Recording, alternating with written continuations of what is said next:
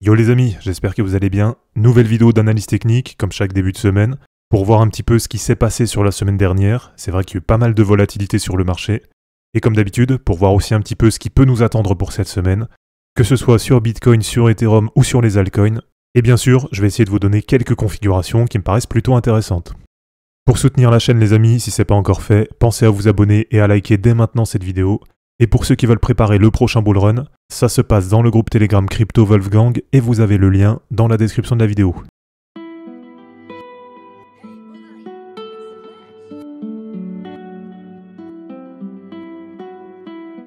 Alors Bitcoin sur la semaine dernière, grosse volatilité, et c'est globalement ce qu'on a eu sur l'ensemble du marché.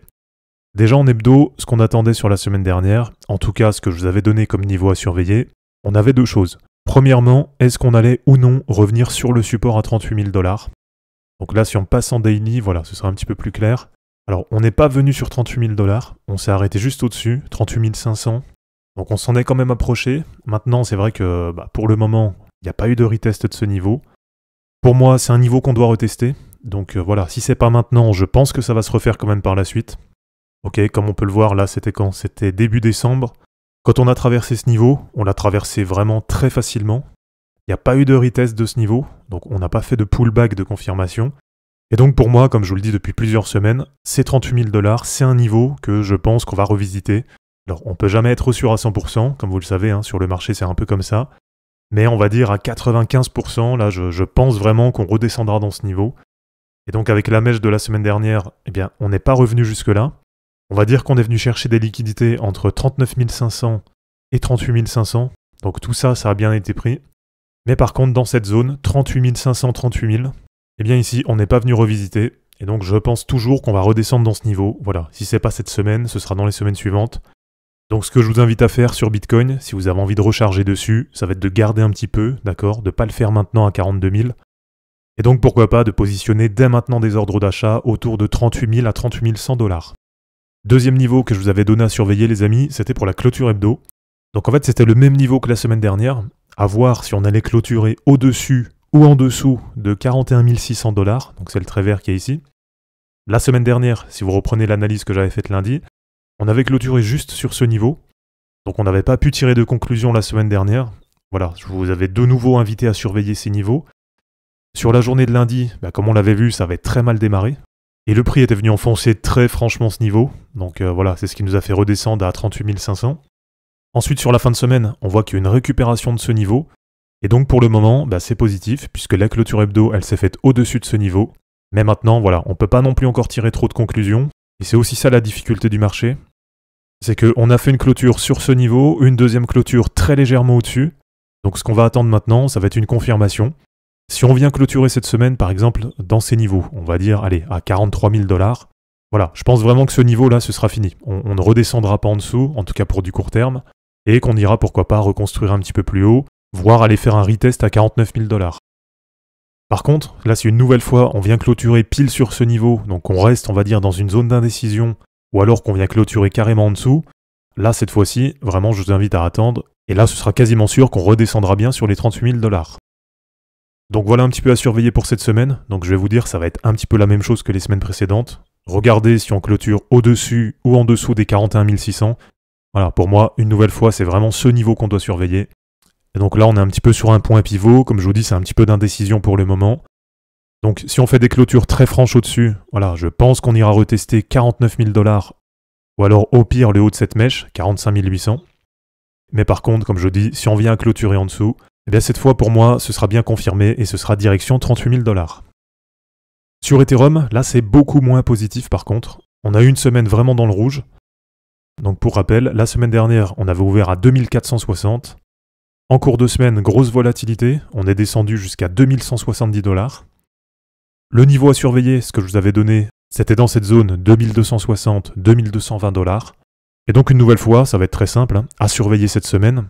Est-ce qu'on va réussir cette fois-ci à clôturer vraiment au-dessus? Et dans ce cas-là, probablement voir sur les prochaines semaines un retest à 2380, voire 2460 $. Par contre, en cas de clôture sous le support, si on vient vraiment l'enfoncer et qu'on a une clôture franche là-dessous, eh bien pour moi, pour les prochaines semaines, c'est quasiment sûr qu'on retournera à 1980 $. Donc voilà un petit peu les niveaux à surveiller sur BTC et sur ETH. Je vous remontre quand même ce qui s'est passé sur TAO la semaine dernière. Et ça, je vous l'ai partagé sur Twitter et sur Telegram. Donc une nouvelle fois les amis, n'hésitez pas à aller vous abonner aussi sur les autres réseaux. Puisqu'en cours de semaine, j'essaye très souvent de vous donner des analyses techniques, des points de recharge, de vous montrer des bonnes configurations, etc. Et là sur TAO, c'est extrêmement positif. Donc si vous reprenez un petit peu, c'était sur une vidéo je crois de début janvier. Ce que je vous avais donné comme bon point de rechargement, c'était autour des 190-195 $. Donc on va dire tout ce qui était sous 200 $ sur TAO, pour moi c'était vraiment un bon repli pour du long terme. Ce niveau, il a bien été testé. En même temps, par rapport à l'ATH qui était quasiment à 400 $, ça faisait à peu près du 50% de correction. Et là j'insiste là-dessus les amis, une nouvelle fois, si vous êtes intéressé par ce genre de crypto, si vous avez des cryptos comme ça qui sont sur un bon narratif, comme là le narratif de l'IA, on le sait c'est un narratif qui est très porteur, qui a sûrement encore beaucoup de potentiel pour 2024-2025. Donc voilà, vous êtes sur un layer 1 qui a un bon narratif, qui est sur une belle dynamique haussière. Et bien quand vous avez ce genre de configuration, là très franchement, un repli à 50% de l'ATH, et bien là normalement, si elle vous intéresse pour du long terme, c'est quasiment un achat obligatoire dans ce niveau. Alors du côté de TAO, on peut voir deux choses. Ça peut être soit un double top, ok, donc on est venu retester à peu près sur les 400 $. Et là, comme on peut le voir, il y a une petite résistance, donc on voit qu'il y a une petite mèche, ça veut dire que ça a vendu un petit peu sur ce niveau. Ce qui veut dire qu'en clôture hebdo, on n'a pas de break de l'ATH. Donc pour le moment, c'est compliqué de savoir si on est sur un double top. Et là, à ce moment-là, c'est une figure de retournement de tendance, on va dire au moins court terme. Alors là, après, suivant la dynamique du marché, on peut pourquoi pas revenir sur cette trendline, voilà par exemple, avoir un retour sur les 280 $. Et 280 $, ça correspondrait aussi à cette ancienne résistance. Donc pour moi, ça va être le premier niveau à surveiller en cas de correction. Et bien sûr, sinon, si on vient enfoncer cette trendline, après le niveau d'en dessous, ça va être de nouveau un retour sur le support, sur un niveau entre 190 et 200 $. Alors, une autre crypto qui a bien corrigé, mais par contre là cette fois-ci au niveau de la clôture hebdo, pour le moment c'est pas très positif, c'est la crypto XENA Neurai. Donc il me semble que vous êtes pas mal à vous être positionné dessus, en tout cas j'ai reçu pas mal de questions puisqu'elle a été en correction ces derniers temps. Et là sur XENA, on a bien eu effectivement un double top, donc ce que je vous dis de surveiller sur TAO. Ensuite, on est revenu sur ce niveau support. Comme on peut le voir, ça a été testé plusieurs fois, il y a eu pas mal d'indécisions, et ensuite on est venu enfoncer ce support. Et on est descendu sur les 0,618 de Fibo à 0,0029. Donc là, on a bien enfoncé ce niveau, on est descendu carrément plus bas.